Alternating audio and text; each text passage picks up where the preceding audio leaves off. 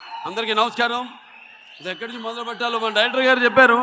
అలాగే నాకు కూడా కొంచెం కన్ఫ్యూషన్లో ఉన్నాను ఎక్కడి నుంచి మొదలు పెట్టాలని. ఇప్పుడు ముందుగా మా మా ఎందుకు ఇక్కడ విశ్వక్సేను బ్రోస్ అండ్ మన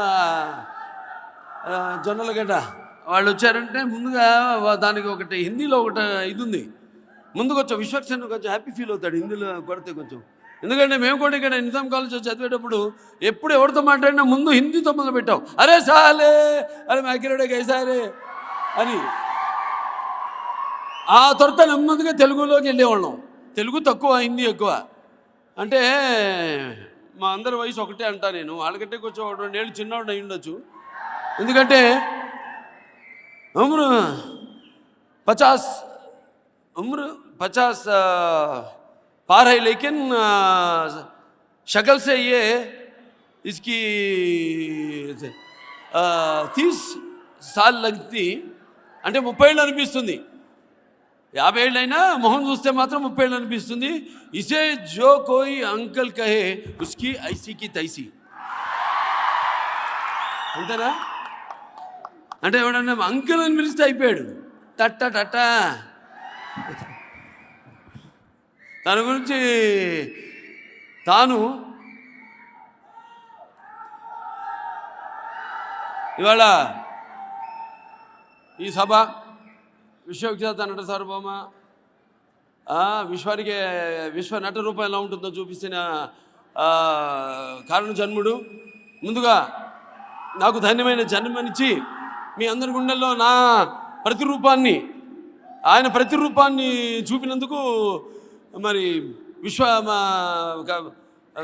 దైవాంశ సంబుధుడు నా విశ్వానికే నట విశ్వరూపం ఏమిటో చూపించిన నా తండ్రి గారు, నా గురువు, నా దైవం, కారణ జన్ముడైన విశ్వవిఖ్యాత నట సార్వభౌమ పద్మశ్రీ నటరత్న డాక్టర్ నందమూరి తారక రామారావు గారికి శత జయంతి వందనాలు తెలియజేసుకుంటూ మరి ముందుగా ఇక్కడ మొదలు పెట్టాలంటే ఎవరి గురించి వాళ్ళు అంటే నోరిప్పి లేకపోతే ధైర్యంగా అంటే నేనంటే ఇదిరా అని చెప్పుకునే సత్తా అలాగే ధైర్యం చాలా తక్కువ మందికి ఉంటుంది. అసలు అందరికీ అతకదు అది. ఎందుకంటే అది చెప్పాలంటే ముందుగా ఆ నోటి మాట దానికి ఒక నిఖారుసు అలాగే నిజాయితీతో కూడిన ఒక గర్జన. అది ఒక సింహం గర్జిస్తే ఎలా ఉంటుంది గర్జన అది. మరి ఆ గర్జన ఎలా ఉండాలి అన్నది నేను చెప్పాను. నిఖారుసుగా నిజాయితీగా ఉండాలని. మరి ఈ రెండు ఉండాలంటే నాలా సింహంలా పుట్టాలి అని సభాముఖంగా మీకు తెలియజేసుకుంటున్నాను. నన్ను ఈ విశ్వానికి పరిచయం చేసిన సమరవీరుణ్ణి నేను. అలాగే ఈ సింహం అంటే అడవికి రాజు, కానీ ఈ మానవారణ్యంలో కుట్రలకు కల్మషాన్ని వేటాడే ఒక వీర సింహాన్ని నేను. అలాగే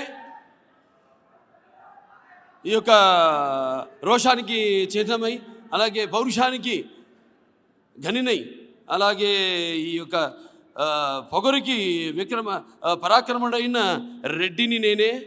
అలాగే యుద్ధాన్ని నేనే, ఆయుధాన్ని నేనే. ఎవరు ఎదురొచ్చినా ఎదిరించి బెదిరేదే లేని వీరసింహారెడ్డిని నేనే అని మీ అందరు తెలియజేసుకుంటున్నాను. నేను చాలాసార్లు చెప్తుంటాను.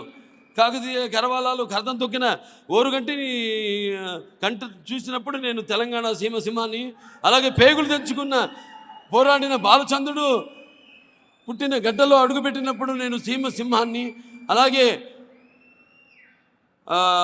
పల్నాటి పులి సింహం తాండ్ర పాపరాయుడిని ఉద్వేగంగా తెలుసుకున్నప్పుడు నేను పల్నాటి సింహాన్ని, అలాగే కాకతీయుల మన ఫ్యాక్షనిస్టులను మూరకంటతో చూసినప్పుడు, నాటు బాంబుల వేట కొడవళ్లతో హింసాబాదుల్ని కర్నెర్ర చేసి చూసినప్పుడు నేను రాయలసీమ సింహాన్ని.